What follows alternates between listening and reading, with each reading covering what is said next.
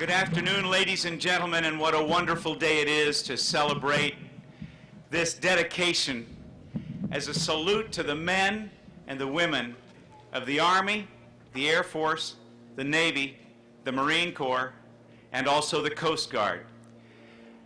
I don't know if this will take place later, but I certainly expect that many of you here are veterans.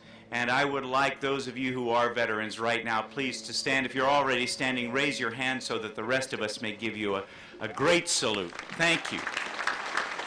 We thank you for your service to our country.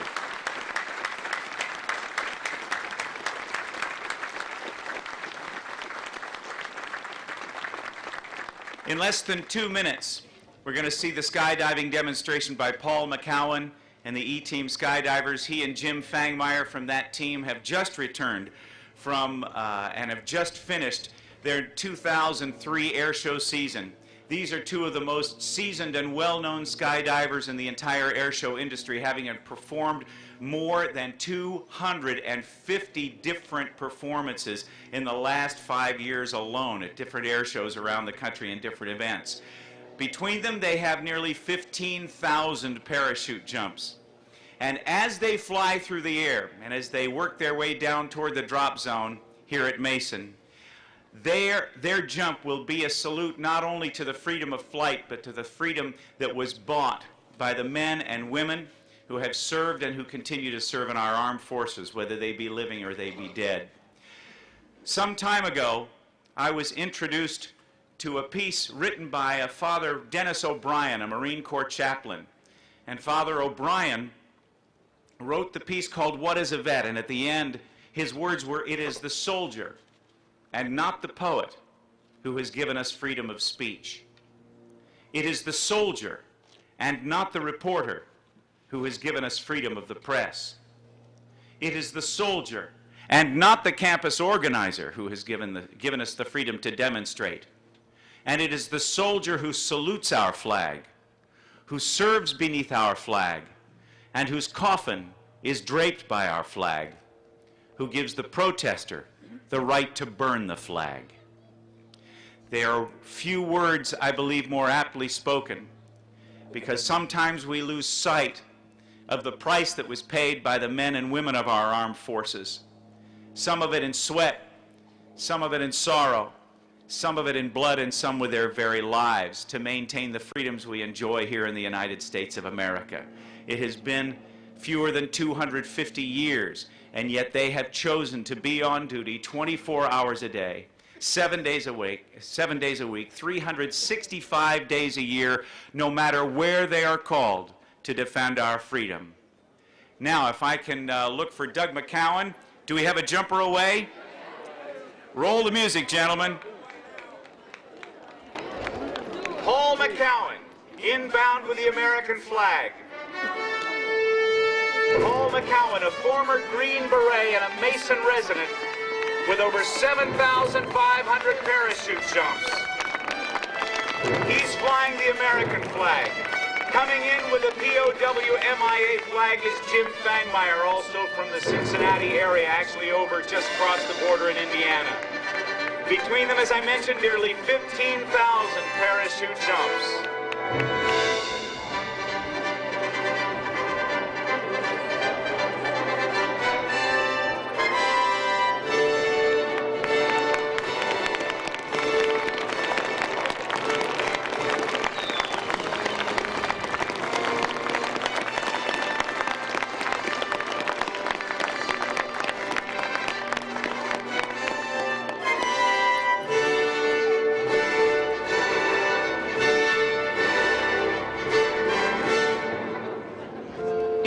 For the singing of our national anthem.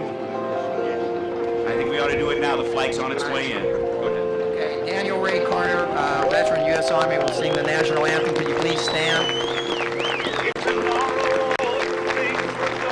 Please join in as we sing. Oh, say, can you see by the dawn's early light what so proud twilight's last gleaming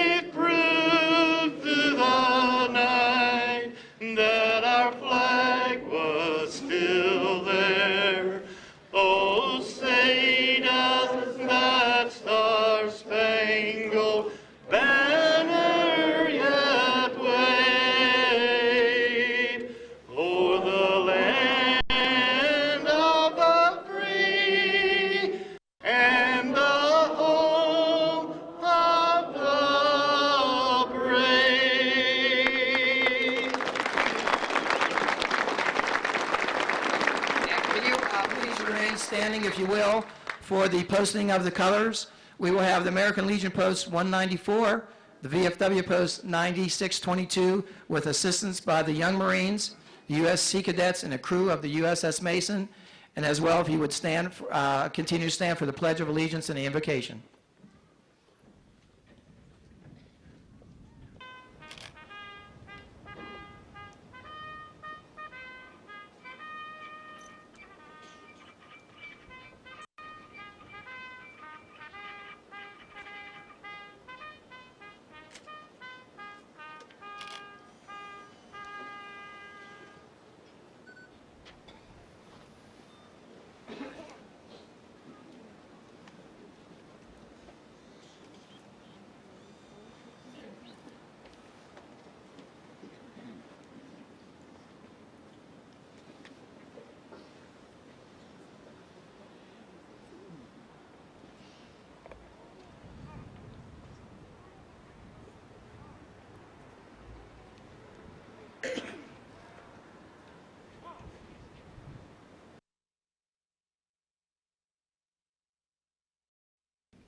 One of the greatest privileges of being a citizen of the United States is to express our loyalty to that beautiful flag that just went up and to our great country.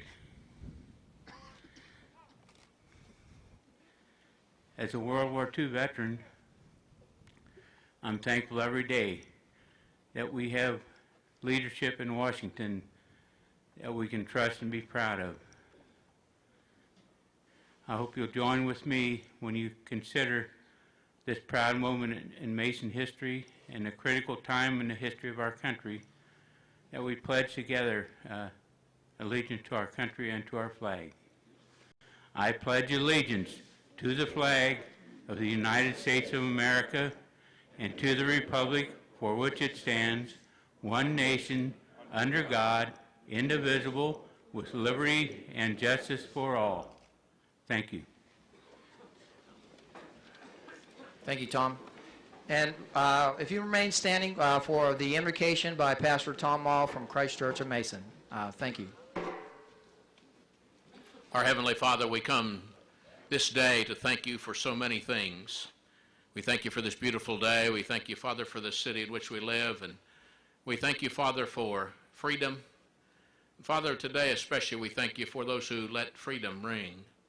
For our veterans, our men and women who have kept that eternal vigilance for us. Help us always to be reminded that freedom isn't free today. And Father, especially those who paid the supreme price, we ask your blessing on this day and on this ceremony. Amen. You could please be seated.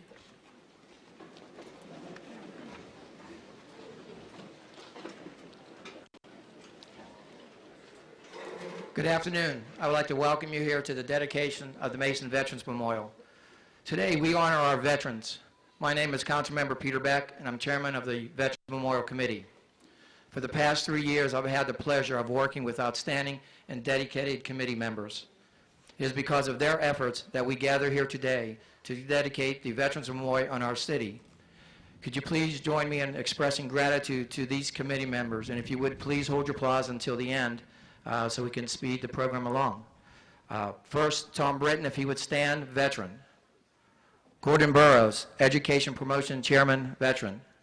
Betty Davis, Current Planning Design Chairperson. Tom Dawson, veteran. Louis Eves, veteran. Kevin Flowers, veteran. Vern Gardner, veteran.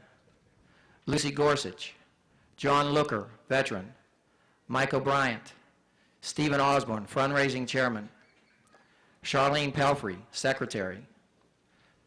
Tom Plummer, veteran. Terry Schulte. T.C. Safara. Tom Shackelford, veteran. Pat Shea, Treasurer.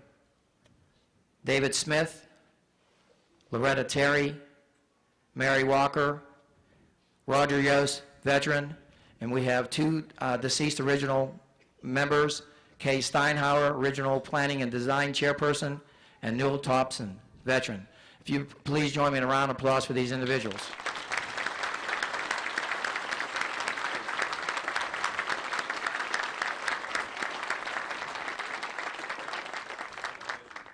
Thank you very much.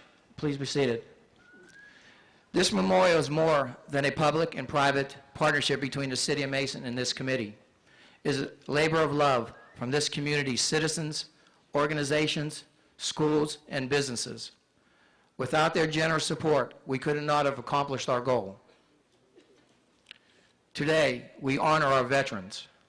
We can never thank these brave men and women for all the sacrifices they made to fight and defend freedom and liberties we now enjoy. Many of the veterans unselfishly gave their lives for these beliefs. And as every veteran knows, there's no greater love than to lay down one's life for a friend.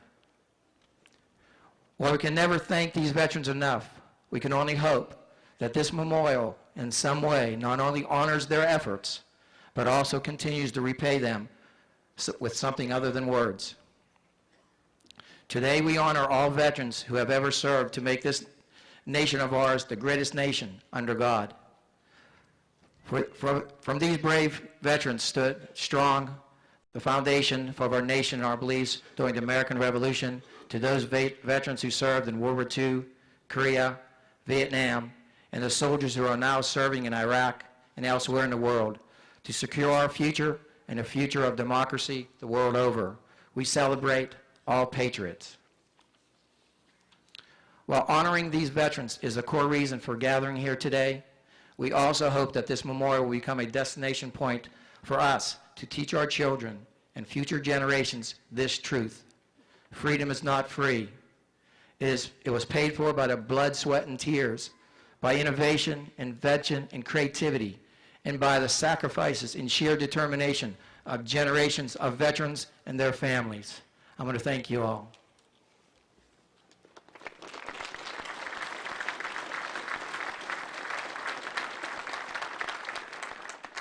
Now it's my pleasure to introduce Pat Shea, Treasurer of the Veterans Memorial Committee.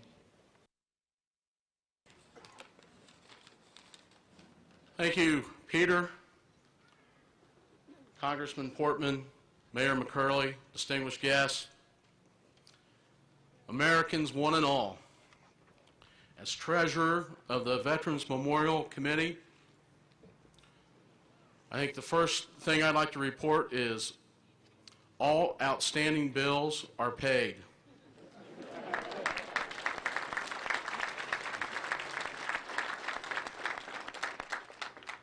I would like to take this opportunity to let most of you know that I've been involved in this effort for several years. And believe me, I am really proud this day is finally here. I believe all of us owe a big thank you to Mayor McCurley for finally appointing a committee on City Council to get this job done. Having the city involved is just what we needed. Also, Mayor, I think Pete Beck was a great choice for chairman. He's done a great job.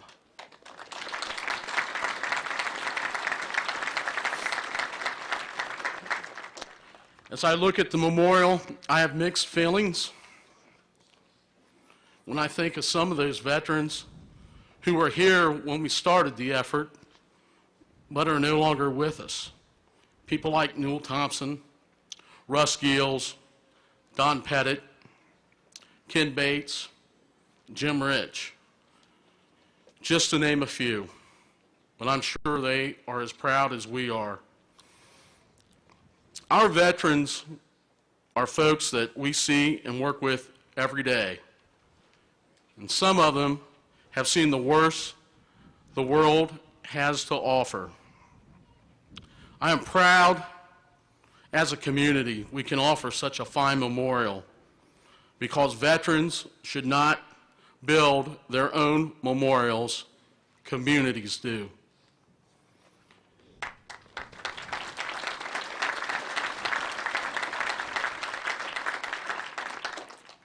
To all the veterans that are no longer with us, may this become the place of remembrance.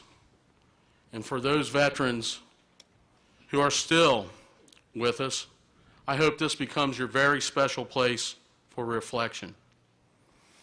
And for all of us who have not served, let this become our constant reminder that the freedoms we enjoy are not free. Once again, I want to thank everybody for giving me the honor to work on this project. May God bless all our veterans, and may God bless America. Thank you.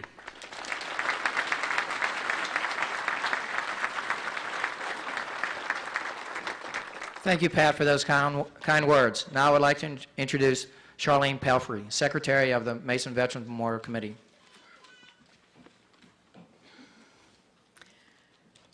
Before I begin my role today in this program, and as I am surrounded by a great host of veterans, I cannot resist to express my most sincere gratitude for the price that you were more than willing to pay, that myself and my family and those that are here can have the freedom to meet as we do. Freedom has never been free. God has truly blessed America.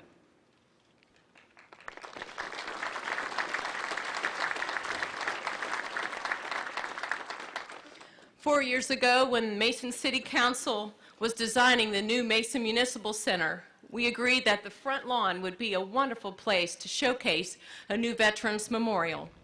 3 council members were assigned to the task, and we eagerly agreed. Myself, Councilmember Peter Beck, and former Councilmember Betty Davis.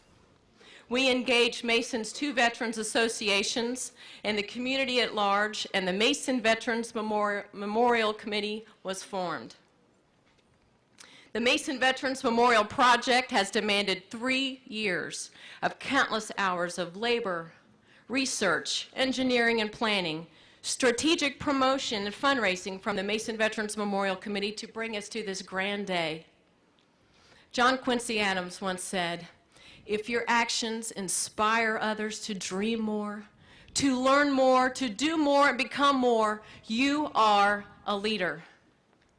This project with such magnitude would never have come to fruition without the leadership and guidance of Councilmember Peter Beck, the chairman of Mason Veterans Memorial Committee. Thank you. I would like to ask Councilmember Peter Beck to stand beside me, and also I would like to ask Senior Chief John McGriff from the USS Mason, the Navy's newest guided missile destroyer, to join me on stage.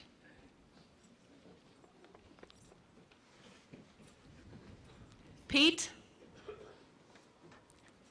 the Mason Veterans Memorial Committee would like to express our sincere gratitude first for your willingness to give the most precious gift that you could give, and that was your life as you served for the love of your country and the dedication to freedom as you served as a Marine. Second, we wish to express our gratitude for chairing the Mason Veterans Memorial Committee, a project that will honor veterans and serve to educate future generations of the great sacrifices that have been paid for our freedom. As an expression of our thankfulness, I would like to introduce Senior Chief John McGriff.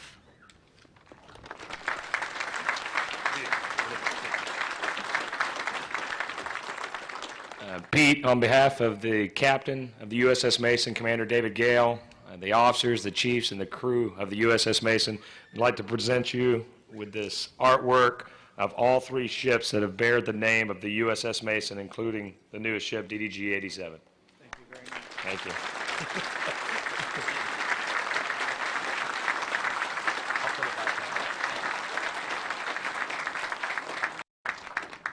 Thank you very much, Charlene and Chief McGriff.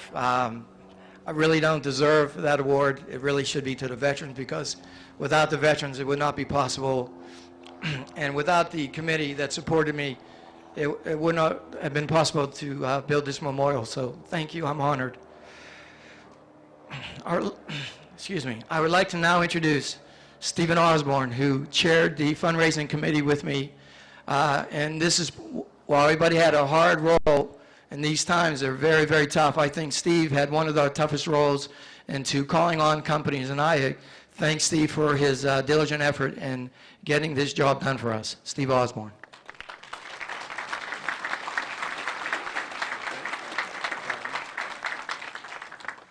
It's a glorious day, isn't it? Thanks for coming today. Veterans have had a profound effect on our lives. There are two veterans in particular that have had a profound effect on my life. I'd like to let you have a little insight on how I got involved in the Veterans Memorial Committee. It happened almost 30 years ago when my father took me and a friend of mine to a Cincinnati Reds game. And at the beginning of the game, as they always do, they began to play the national anthem. And as a 10 or 11-year-old kid might do some days, my friend Carl and I began to maybe make up our own words and perhaps be disrespectful. And my father was a loving and gentle man. But that day he instilled patriotism in me like a 2x4 to the back of the head. And that was because it was the back of his hand taking my hat off my head. Now, my father and I were incredibly close. He was my best friend and my buddy. But we spent the rest of that day in almost complete silence. And it broke my heart. We went home, or so I thought we were going home. We dropped Carl off, and then we went to a cemetery in Mount Healthy. I was convinced that two of us were going in, and one of us was coming out. My father took me to a tombstone and said, "Boy, look at that tombstone." He said, "Boy." I said, "Yes, sir." Standing as straight and as tall as I could. He said, "That young man went to fight for this country, and today you disrespected him." We went to another tombstone, another grave. My father said, "Boy." I said, "Yes, sir." He said, "That young man had a son your age, and he went to fight on a foreign soil. He didn't come home." He took me to a third grave, and he said, "Boy." And I said, "Yes, sir." He said, "I went to high school with that young man, and he died in Korea." If we can fast forward 25 years, I receive a phone call one evening. At my house, my wife, Becky, answers the phone. She says, "Honey, it's Councilmember Peter Beck." Folks, there are only 13 reasons why a council member will call your home. None of them are good. Peter said, "Steve, we need some help. Will you help us raise funds for the Veterans Memorial?" I said, "Yes, sir." Pete mistakenly thought I was answering him. I was asked by a Brownie troop this week, what did I do for the Veterans Memorial? The term extortion was brought forward, but it wasn't. Folks, my job was to raise, with Peter and a few other members of the committee, to raise funds to bring this to life. It was not an easy task, but nobody was shooting at me. I went home every night. I saw my kids. It was okay. I'd like to recognize, first of all, the folks on this platform. These are some of our sponsors. They are listed on the back of your program. I would want you to read this closely and give recognition to each and every one of these companies because they helped make this Veterans Memorial a reality. Also, on the other side, there's a list of all the individuals who also gave money. Seek them out and thank them. Today, I'd like to recognize very briefly 4 specific sponsors. For each one of them gave $30,000 or more. First of all, the Cintas Corporation, a fabulous, fabulous Mason company. Cintas provides uniforms worldwide. The second of which I'd like to recognize is Mr. Craig Ross is representing Paramount Kings Island. Paramount, another Mason corporate citizen, stands for all things that are good in life. Mayor McCurley went and Mayor McCurley and I went to see Craig Ross one day and said, folks, Craig, Mr. Ross at that time, Mr. Ross, we're looking for a few corporate leaders that can stand up and take a leadership role in helping us get the funding going. A lot of other companies said, let's see, let us look at it, let us discuss it. Craig looked across the table and said, let it be us, to Paramount Kings Island. Jim Cifera is representing LSI Lighting Industries. When we put the memorial in, we had a very large budget. One of the budgets there was for lighting. LSI is a nation's leader in indoor and outdoor lighting. We had a budget of over $50,000 for lighting that we needed. Jim gave us the extremely friendly family price. And to them we say thanks. And to the last of our Liberty sponsors, the Thomas M. Hudipole family. I'm sorry, gentlemen, I did want you to stand up. Jim, would you stand up? This is Jim Cifera. This is Mr. Craig Ross.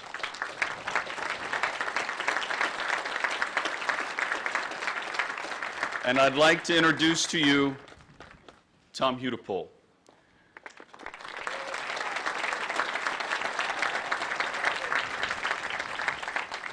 Tom gave an unbelievable amount. Before you see, Tom is the construction manager. He's the man who put all those Legos together over there. And he put up with the Veterans Committee. And that in and of itself should give him a Silver Star.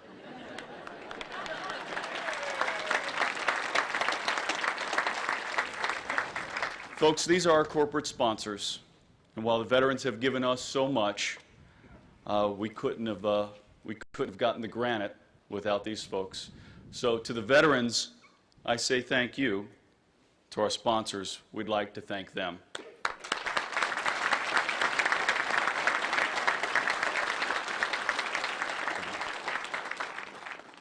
I said there were two veterans that had a profound effect in my life. The first one was my father. The second was Marine Captain Frederick Francis Brower. When I told him I was going to be involved in the Veterans Memorial, he said, you know, Steve, the veterans really don't want much. All they want to be is recognized for what they've done and remembered for the sacrifice. Captain Brower, and I do call him Captain Brower, is my father-in-law, a wonderful man who I will pattern the rest of my life after. Thank you.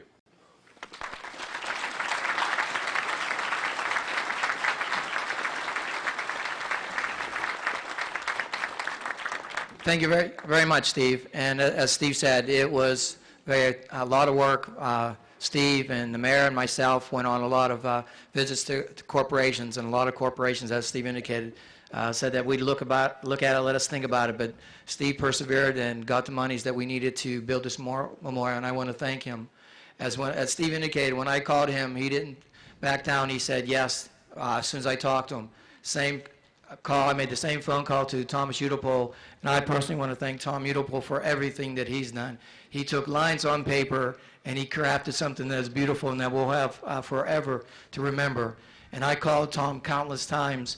Even this morning, he was out 10 o'clock in the morning, climbing on the memorial, making sure that Wall of Tears was working, and he had his two sons, Greg and Robbie, out here. And I want to thank them because it truly was a family affair, that the community was involved. And Tom, thank you very much.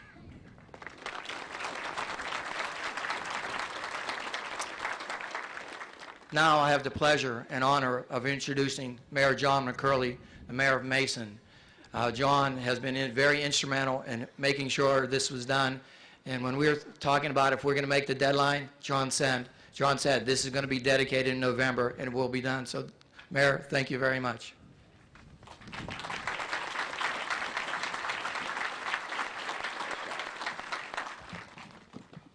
Thank you, Peter. I think it's a great day to be an American. What do you think?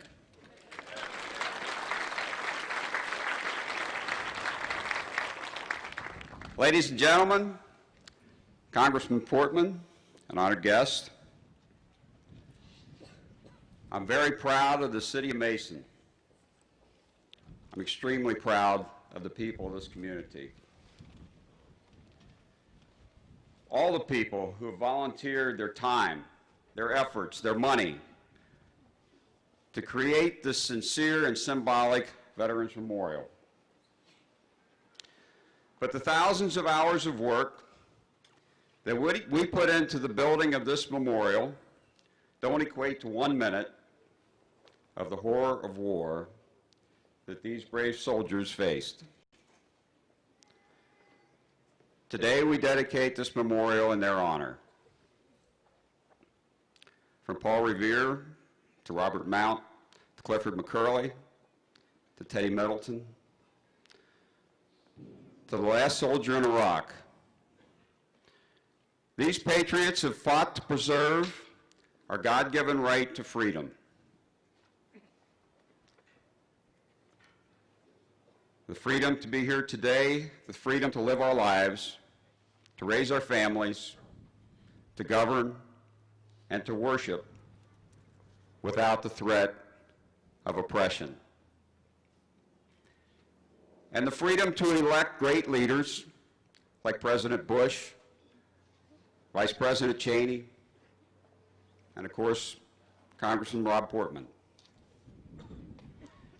Leaders who are champions of freedom, not just for us, but for people and countries all around the world. We're here today to dedicate this memorial to our veterans, to those who have allowed us in this great country to be free. May God bless each and every one of these soldiers. May they never forget our gratitude, and let us never forget them. May God bless America and each one of us, and we thank you all sincerely for being here today to help us dedicate this beautiful memorial. Thank you.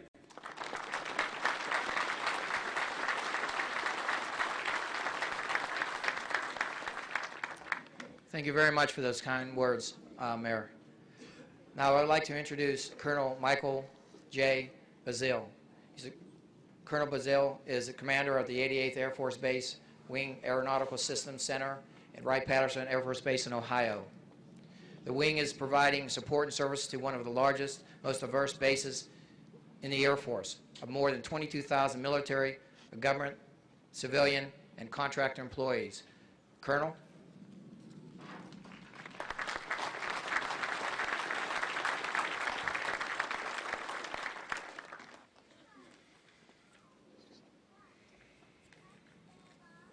Well, good afternoon, everyone. It's a delight to be here, to be representing Wright-Patterson Air Force Base, the men and women of Wright-Patterson Air Force Base, the base that is the largest single-site employer in the state of Ohio, and it's my honor to be here with you. Congressman Portman, Mayor McCurley, Mr. Armstrong, elected officials, ladies and gentlemen, honored guests, and veterans. It is truly a privilege to be able to stand here with you today and help pay our respects to the brave men and women who have served and who still serve for the sake of keeping our country free and for those keeping freedom and hope alive around the world this very day. Today, as we commemorate this Veterans Memorial, we remember and pay tribute to the sacrifice and valor of every willing member who has volunteered or been called to serve in defense of our great nation. We do honor to every veteran in the audience today and to the nearly 30 million other veterans still living and the nearly 15 million who came before them.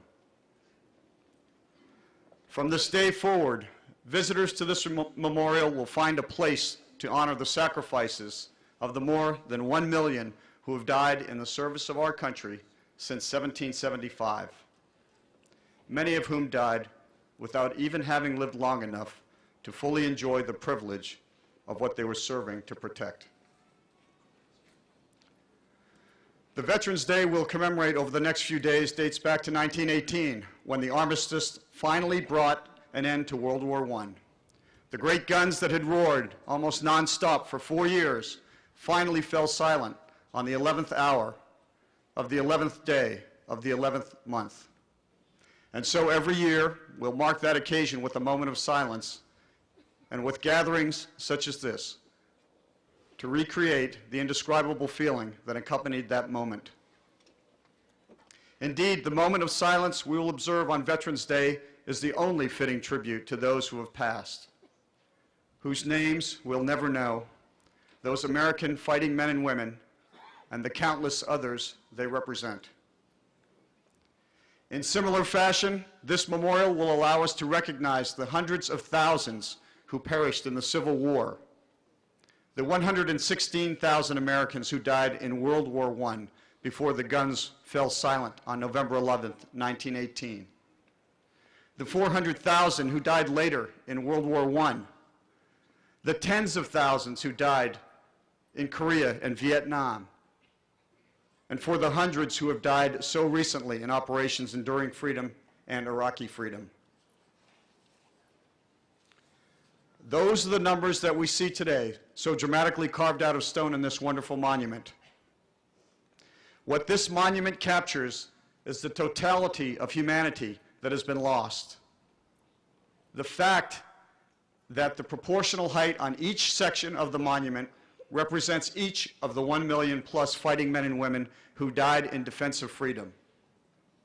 Each individual is represented, and so each name is memorialized. And for every name, I ask you to keep in mind that there was a person with a mother and a father, with hopes and dreams and desires. A person who was once a little boy or girl who played childhood games and wondered what they might get for Christmas or what they might be when they grew up. These men and women with families, with wives and husbands, children and fiancés that they left behind, they put their lives on hold with utter finality in order to ensure that freedom would endure around the world. President Reagan once said, "Most of those who died in defense of our country were children when they died, and they gave up two lives, the one they were living and the one they would have lived. They gave up their chance to be husbands and wives, fathers and mothers, and grandfathers and grandmothers. They gave up everything for their country, for us. All we can do is remember." Former Secretary of Defense William Perry said a decade ago, "The enemies of peace and freedom thought that democracies would not or could not fight to deter or defeat tyranny and aggression. Our enemies were wrong more than 50 years ago. They were wrong during the Cold War, and they are wrong today." Those words still ring true. The enemies of peace and freedom have repeatedly and consistently underestimated the determination and courage of the fighting men and women of this great nation. My Commander-in-Chief and our President, George Bush, recently observed, "America is leading the civilized world in a titanic struggle against terror. Freedom and fear are at war, and freedom is winning." As we have seen so recently in Iraq, we know the fight against terrorism won't be quick, and it won't be easy. It could require a long and sustained sacrifice, but I am convinced that our nation and her people are equal to the task. President Kennedy once said, "When there is a visible enemy to fight in open combat, many serve, all applaud, and the tide of patriotism runs high. But when there is a long, slow struggle with no immediate, visible foe, your choice will seem hard indeed." His words define the bigger challenge we currently face. Yet, I believe it is through the example of all those who have made that choice before us, our veterans here before us, that we will find the strength and endurance to prevail. As I stand before you today in Air Force Blue, I'm reminded of the words of an Air Force captain which are recited by every cadet at the United States Air Force Academy. "Without a word, this uniform whispers of freezing troops, injured bodies, and Americans left forever in foreign fields. It documents every serviceman's courage who, by accepting this uniform, promises the one gift they truly have to give, their life. I wear my uniform for the heritage of sacrifice it represents and more. I wear my uniform with pride, for it represents the greatest nation of free people in the world.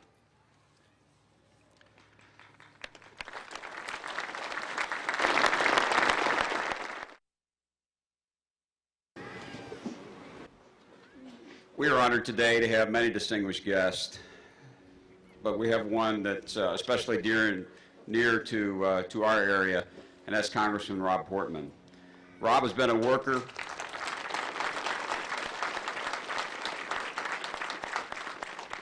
Rob has been a worker in our Congress who has truly led and represented this nation, not just us. And with that, I would like to represent Rob Portman.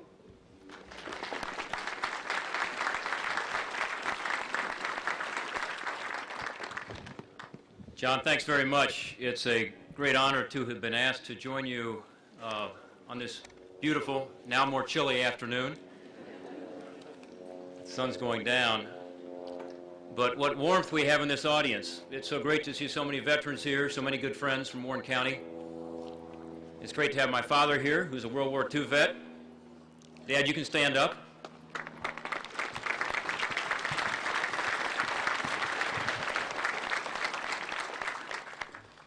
He's hoping this won't be a long political speech. And what a beautiful memorial. When I first heard about this, which was 4 or 5 years ago at one of the Kiwanis pancake breakfasts, it was just a gleam in the eye of a few of the people who were here on the platform with us today. And they said, you know, Rob, we'd like to have some bricks. And I thought, well, that's nice. It'll be, you know, one of those nice plazas.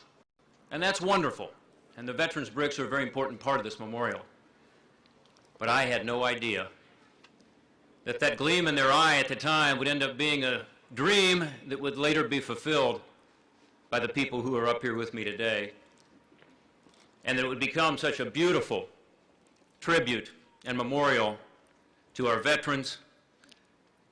And it's more than just a memorial, isn't it? For those of you who've walked through it, it's a memorial and it's a classroom. And through it, our young people will learn not just about the sacrifices that our individual veterans made, but about the great conflicts that our country has been embroiled in order to preserve the freedoms and the liberties that make our country unique in the world.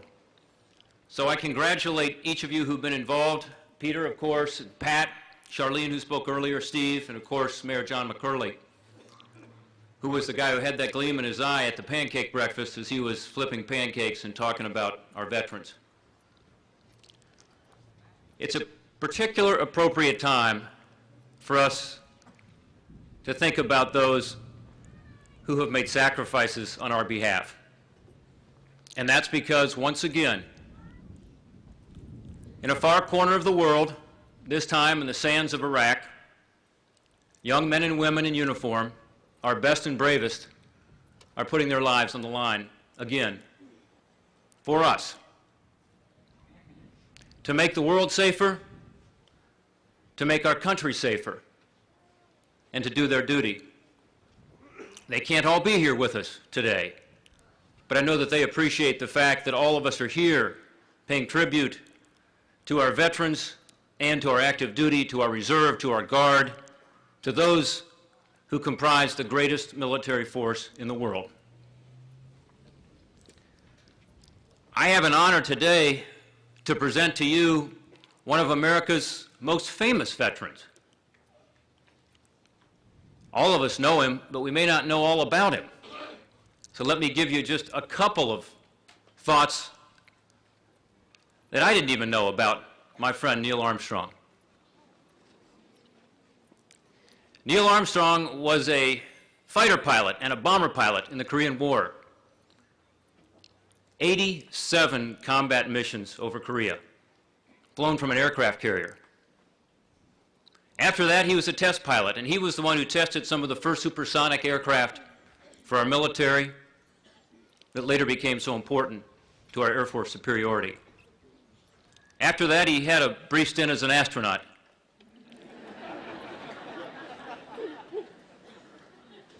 And during that time, he made history. And I can remember as an 11-year-old boy watching him. And I will never forget that, nor will my kids or grandkids or your kids or grandkids, as they look back on the history of the 20th century, there will be a handful of people they will study. And one of them is the proud veteran on my left, Neil Armstrong. You may not know that Neil Armstrong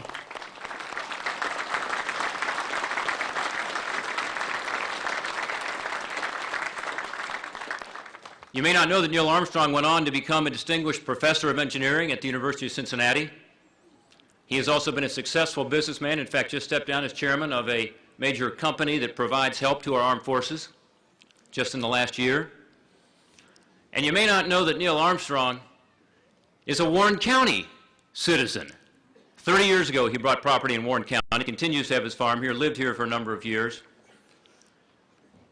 Finally, let me say that what I find most impressive about Neil Armstrong is that with all those accomplishments and all that fame, he is a person who I respect greatly for his character, for his good heart, for his compassion. When I called Neil Armstrong a few weeks ago and I said, Neil, we're having trouble getting the president to come to this Veterans Memorial, he's got other things to do. There's only one guy that can replace the president. He said, what's it all about? I said, well, there's this Veterans Memorial, and these people in Mason have put their heart and soul into it for years. They've been talking about it, and they came together as a community, sought private sector funding, did all the right things. Told him a little what I knew about it in terms of the Wailing Wall and so on, and he said, I'll do it. I'll change my plans. I'll do it. And he did it for the veterans.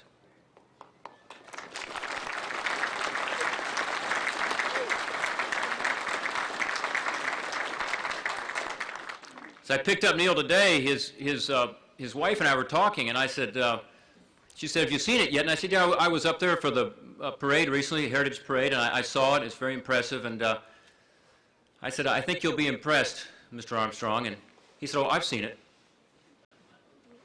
Folks, probably one evening like this, sometime in the last few weeks, it had to be in the last few weeks, Neil Armstrong, again, one of the great figures in American history, came to Mason, Ohio on his own and walked this memorial. And as his wife Carol said, you know, Neil always does his research. And he certainly did here.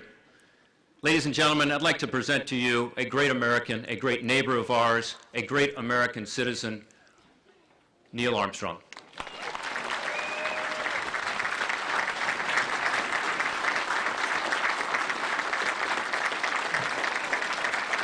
Thank you.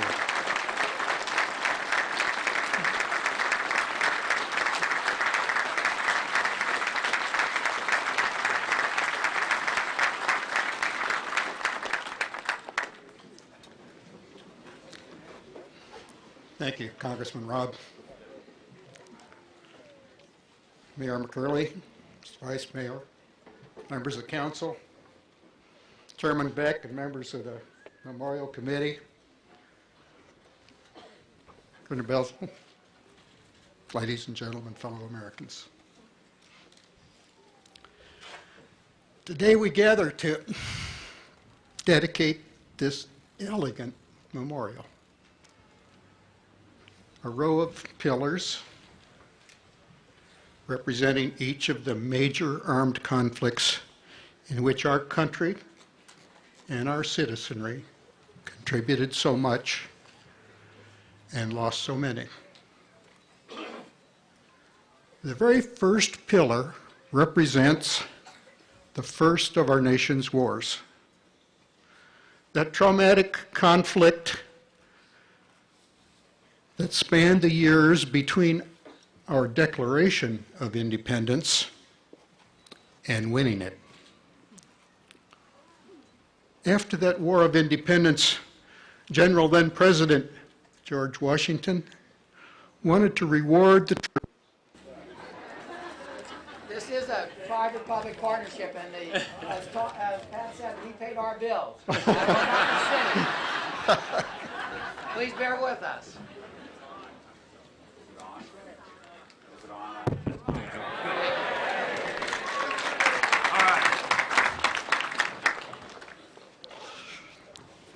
Well, I don't know where I left off.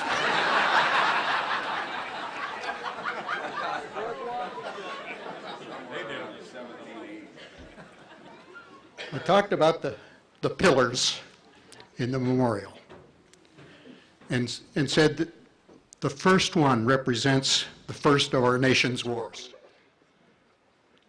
That traumatic conflict that spanned the years between our declaring our independence and winning it. After the War of Independence, General then President George Washington wanted to reward the loyal troops of the Continental Army. He also wanted to open up the territory west of the Allegheny Mountains. He proposed that giving homesteads out on the frontier would be a welcome gift for some veterans and would open up the West. Congress had authorized the surveying of the Northwest Territory where we reside. Surveyors journeyed down the Ohio to stake out quarter sections of land north of the river to a depth of several tens of miles where the topography allowed. And so it happened that many Revolutionary warriors came to this land and settled here. So it's particularly appropriate that this memorial be located on this pleasant plain where America's first veterans were first rewarded. 100 years ago today, 2 Ohioans were camped on the sand dunes of North Carolina, attempting to do what most believed, and the experts had proclaimed, impossible. This was the 4th year they had gone to Kill Devil Hills to take advantage of the sandy slopes and stiff Carolina winds for their aeronautical experiments. Wilbur and Orville Wright would build and fly the first successful powered aircraft. On December 17th was the day we all remember and celebrate this year. 4 successful flights were completed into a stiff wind. Orv made the first one a flight of 120 feet in 12 seconds. Will, the second, is covering 852 feet in 59 seconds. After their initial success in 1903, they moved their flight research away from the Carolina Outer Banks and back to Dayton. By 1905, they were flying circles and figure eights and staying aloft more than a half an hour at a time. They contacted the War Department to see if they might have any interest in such a machine.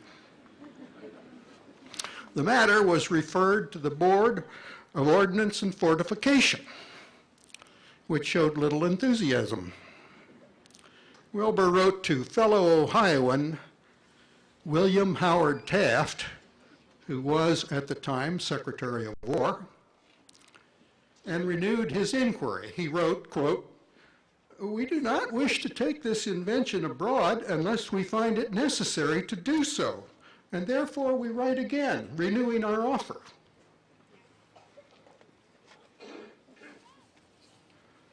Board of Ordnance and Fortification assumed they were asking for money. Wilbur wrote back to them and said, "We have no thought of asking financial assistance from the government. We propose to sell the results of our experiments finished at our own expense." The board was still not interested. In fact, the brothers thought the use of the flying machine by the military would be very limited. Years later, Orville gave a nationwide radio address in which he talked about the brothers' use of the airplane. He said, and I'll quote, "20 years ago, my brother and I thought its use would principally be scouting and warfare, carrying mail and other light loads to places inaccessible by rail or water, and for sport. But the wildest stretch of the imagination of that time would not have permitted us to believe that within a space of 15 years, actually thousands of these machines would be engaged in deadly combat. Well, there were indeed thousands of combat aircraft at the end of World War I. However, there were far fewer in the beginning of the war. Russia had 244, Germany 232, France 162, Britain 113, United States 23. During the war, American pilots flew British and French aircraft. History records that of the 23,000 U.S. tanks on order, only 76 had been delivered to the Army at the time of the armistice.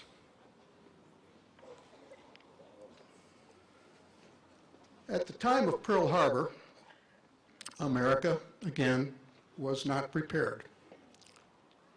The early years of the war, as many here will know, went badly for us. Our industry did a magnificent job of catching up and provided some first-rate fighting machinery, but the delay was painful and it was costly. In Korea, U.S. forces, as part of the United Nations presence, were embarrassed, retreating all the way to Korea's southern tip before turning the battle around. We had neither the quantity nor quality of tanks and ammunition to properly fight the ground battle. In Desert Storm, which was arguably American air power's finest hour, not all of our first-line aircraft were prepared to participate. In Kosovo, when a new enemy weapon system appeared, our counter-weapon project had already been canceled. Its prototype was retrieved from a junkyard and pressed into service in Kosovo, fortunately successfully. Historically, too often we have been unprepared for war, but we are fortunate to have some magnificent strengths. Our volunteer military are superbly trained and genuinely dedicated. We have a production base that is second to none. Our industry can be counted upon to produce for our defense when the chips are down. Most importantly, the men and women in our armed forces are outstanding. They are sent to the far corners of the world, face enormous difficulties, often in harm's way, and in general, represent our country in exemplary fashion. You see it on television news when American soldiers are helping rebuild Afghan villages or entertaining children in Baghdad. Our veterans know this better than anyone else. They have been there. They understand the terror of battle, the loneliness that accompanies separation from family, but also the satisfaction of when knowing a job was well done. So today, we congratulate those gallant souls who have represented our country in battle and have returned as citizens of this community and its environs, and we remember and mourn those who did not return. May this Veterans Memorial remind us all and the generations to come of the gallantry, courage, and sacrifices of those it honors. May it serve as a haven for solace and inspiration to all who tarry here in the decades ahead. Visitors will note and remember the principles that the veteran holds true. They circle this memorial etched in stone. Loyalty, perseverance, honor, sacrifice, dedication, and courage. Thank you.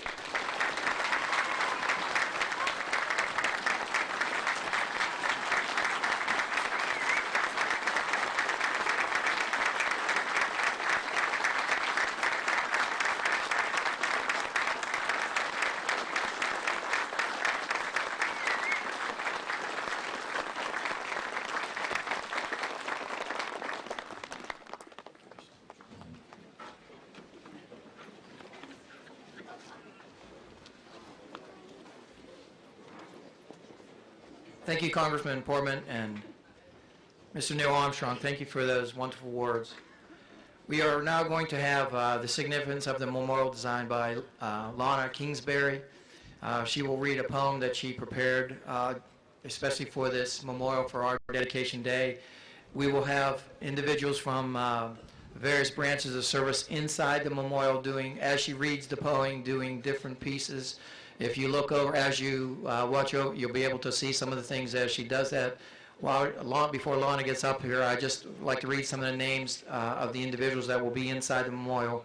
From the Marines, Sergeant Beatty; Army, Sergeant Morris; Navy, Chief Chicola; Coast Guard, Petty Officer Wilkes; Air Force, Major John Taylor and Sergeant Aiden, as well as on the benches, as Mr. Armstrong indicated, is Francis Gutwiller, U.S. Navy; Walter Cummins, U.S. Navy; Matt Connor; Jane Lutz, U.S. Army Air Corps; Tom Dawson, Commander, American Legion Post 194; Roger Yost, Commander, VFW Post 9622, Army; Jim Freeze, past Commander, American Legion Post 194, U.S. Army.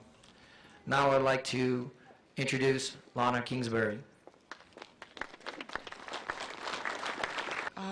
First, of course, I have to say that I'm absolutely honored to have been allowed to come here today as simple poet and express my feelings, my emotions, my thoughts today about this incredible memorial dedicated to all of those who served our country so we might have the right today to gather here.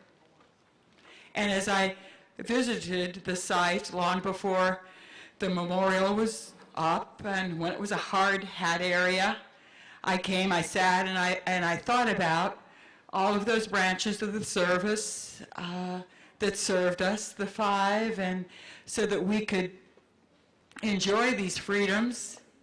And those of you that do have a copy, that's how the title became, simply, Thank You, Freedoms 5. We gather today to dedicate in honor as citizens, safe, remembering those who unify every person's faith, serving in peace, serving in war, protecting brick by brick, hallowed ground, supporting proud, eternally our flag. Each branch who fights our fight, we thank you, Freedoms 5, Air Force, Coast Guard, Army, Navy, Marine Corps. At rest in meditation, following profound attributes we all salute, benched in common ground. Loyalty to God and country, perseverance to each cause, honor in self, resounding through duty, courage compounding America's pride, dedication to all freedoms, sacrifice throughout all time. Each branch, each guardians, brothers and sisters, we thank you, Freedoms 5. Through every war and conflict, with pinnacles raised high, in tribute to each sacrifice, so we may freely live our lives for every date and time inscribed, We thank you, Freedom's 5. Revolutionary, 1812. Mexican, Civil, Spanish American, World War I, World War II, Korean, Vietnam, Persian, Operation Iraqi Freedom, for whom each bell has tolled or tolling, know as we survive, in memory of every loss, we thank you, Freedom's 5, and know we all remember the day where terror blocked our sun as cowards struck our innocence, September 11, 2001. And as our heroes unified, the words upon this hallowed wall, immortalizing sacrifice, reminded us of duty's call, and shedding tears of pride, we thank you, Freedom's 5. United we stand in reverence today, lighting this pure, eternal flame, seeking the truth for brothers and sisters, those near and dear and named, missing in action, prisoners of war. As hearts cry out aloud, praying for justice, missing each soul, know that we are proud. From all who seek a sign, we thank you, Freedom's 5. And as it is with vision, our gathering safely today, November 8, 2003, in Mason was long ago gained by those who gave their ultimate, defending every right, and those who give their ultimate, continuing our fight. So we may freely dedicate our cherished pillar of hope, sharing knowledge handed down from then to now to what will be, in tribute to commitment, in homage to each veteran's life, praying for peace for all who serve. God bless you, Freedom's 5. Thank you.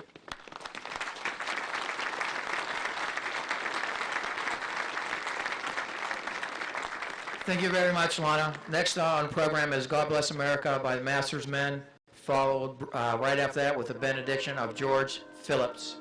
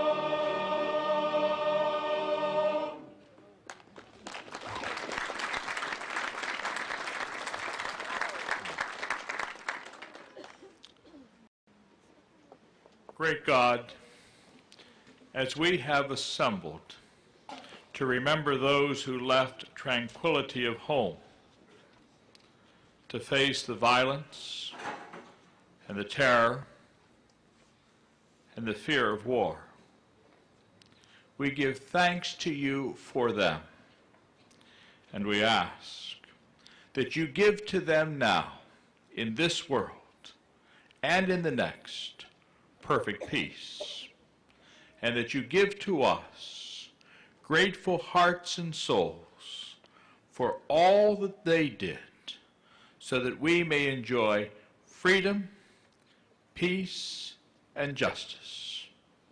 Amen. Thank you. We are now of 21 gun salute by the American Legion Post 194 and VFW 9622, and then taps Kevin Flowers.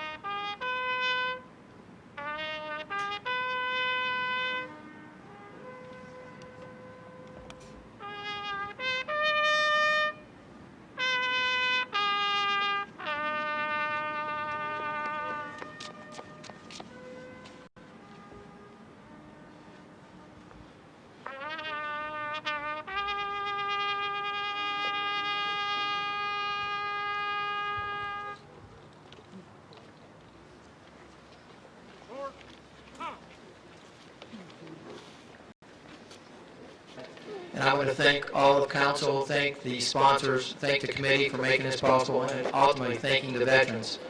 So in closing, I'd like to take a quote from Dylan Thomas. Do not go gentle into the good night. Rage, rage against the dying of the light. So ask you now, do not go gentle into the good night. Shout, shout. We are the bearers of freedom's light. We are proud to be Americans. We are proud to live in the land of the free and the home of the brave.